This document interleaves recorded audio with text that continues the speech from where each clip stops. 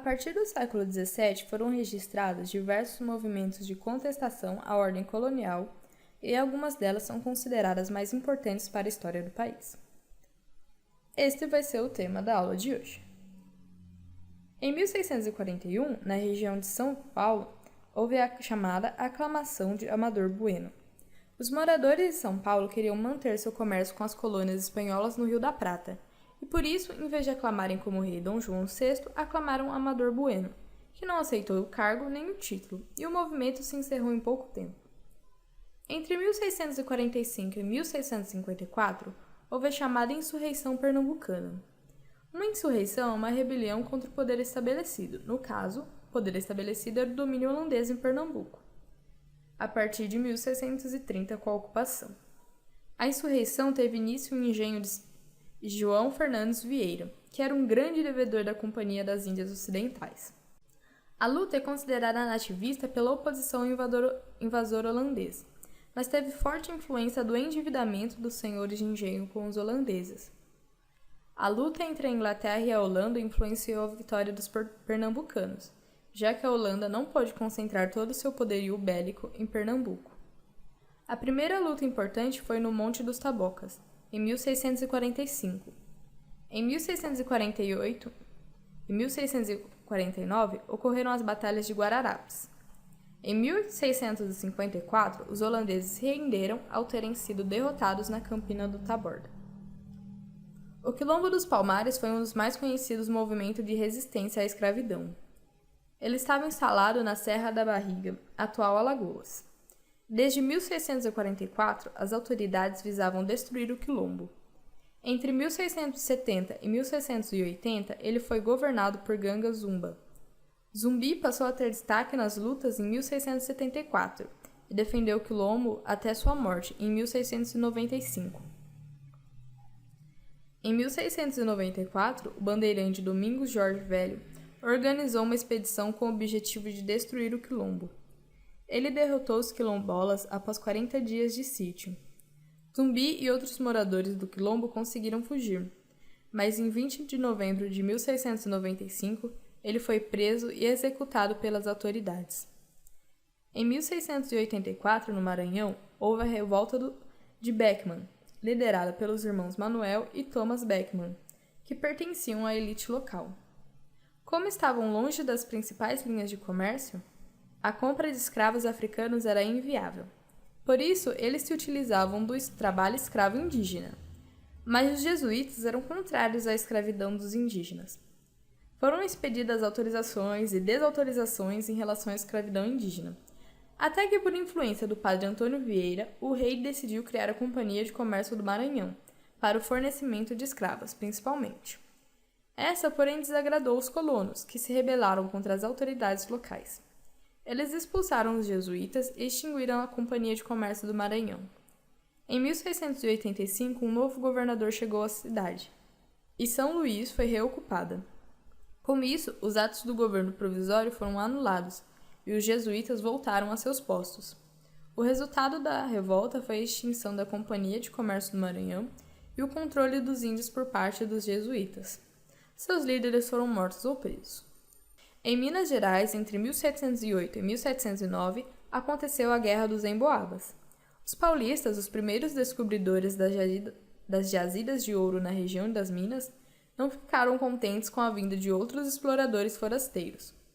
Esses foram nomeados pelos paulistas de Emboabas, palavra indígena que designa uma ave com penas nos pés.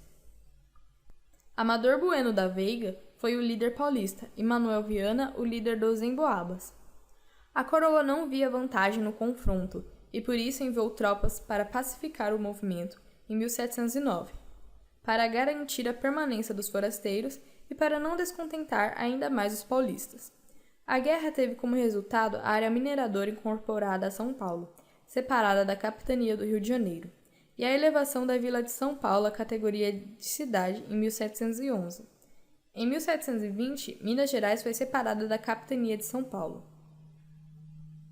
A Guerra dos Mascates foi um conflito que ocorreu em Pernambuco em 1710, pela disputa da autonomia político-administrativa do Recife, que era domínio olindense. Em 1710 foi concedida a Recife sua autonomia, porém os senhores de engenho de Olinda não aceitaram essa decisão, gerando um conflito armado entre os senhores e os mascates, que eram os comerciantes de Recife. O fim do conflito se deu pela opressão do novo governador Félix Mendonça em 1711. Em 1720 houve a revolta de Vila Rica em Minas Gerais. Foi um movimento de mineradores descontentes com a criação das casas de fundição. Os líderes se organizaram com a população e apresentaram ao governador uma petição exigindo que as determinações para a criação das casas de fundição fossem revogadas.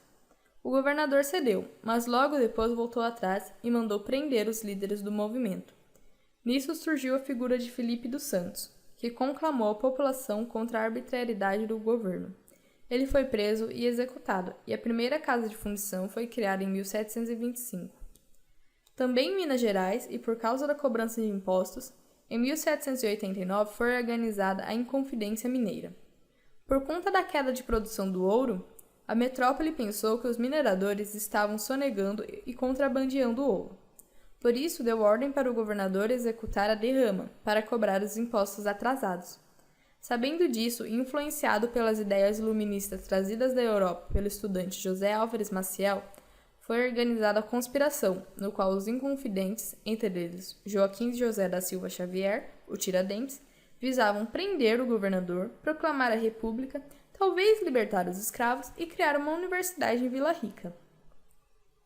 A bandeira da república seria um triângulo sobre um fundo branco, com a inscrição em latim Libertas quae será também, liberdade ainda que tardia.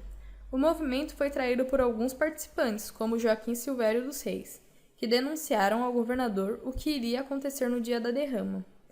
Os envolvidos foram presos, a derrama não foi feita e em 1792 decidiram por enforcar e esquartejar Tiradentes, tido como líder do movimento. Na Bahia, em 1798, aconteceu a Conjuração Baiana, a união de indivíduos por um bem comum. Ficou conhecida também como a Revolta dos Alfaiates. O movimento foi influenciado pela Revolução Francesa de 1789 e pela crise econômica interna. É considerada como a primeira revolução social brasileira pela participação popular, inclusive de escravos. Eles propunham a formação de uma república separada de Portugal e a abolição da escravidão. Em 1798 foram distribuídos alguns panfletos em Salvador com ideias iluministas. As autoridades logo prenderam os envolvidos, como alguns membros da elite local, entre eles o médico Cipriano Barata e também Francisco Barreto. No ano seguinte, alguns participantes das classes mais baixas foram enforcados e esquartejados. Outros foram presos e Cipriano Barata, por ter negado seu envolvimento, foi absolvido. As questões sobre esse tema envolvem principalmente saber as características de cada movimento,